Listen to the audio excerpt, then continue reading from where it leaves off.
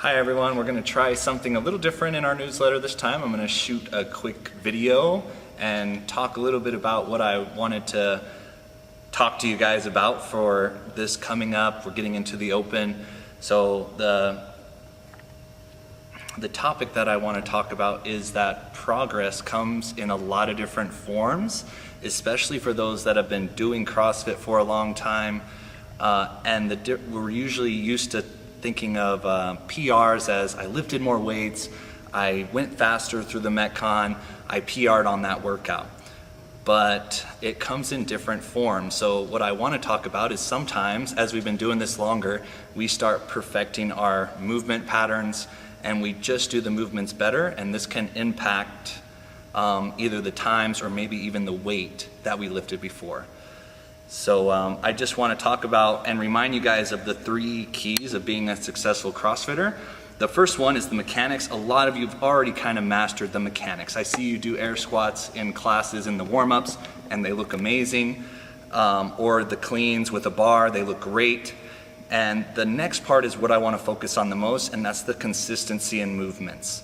That's what happens during the workout. Are the movements looking exactly the same as you're progressing through the workout?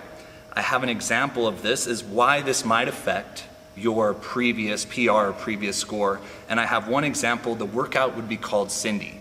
That's 5 pull-ups, 10 push-ups, 15 squats. Okay? And I'm going to talk mostly about the push-ups today.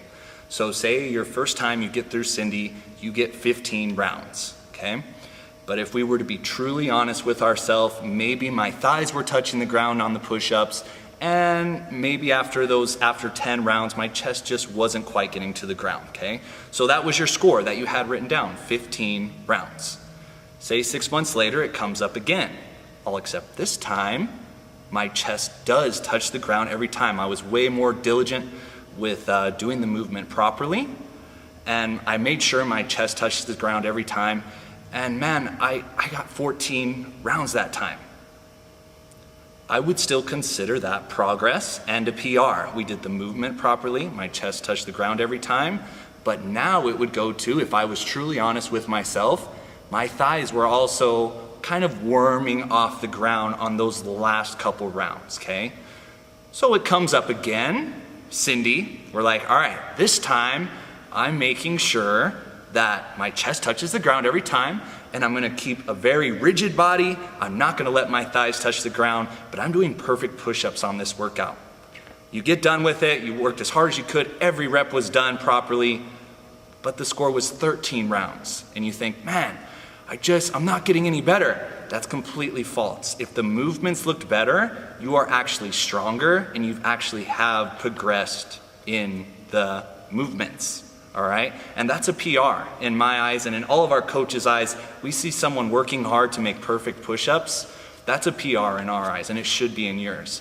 So don't let the frustration of the weights and maybe going slower on times in the workouts discourage you, especially if your focus has now been working to make the movement properly.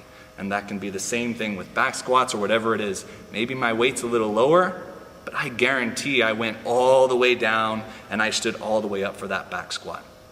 So that's something I really want you guys to be aware of and kind of prepare yourself before workouts coming up, especially leading up to the open, where you're gonna be judged in movement standards and you're gonna have someone there watching you the whole time, making sure you hit those standards.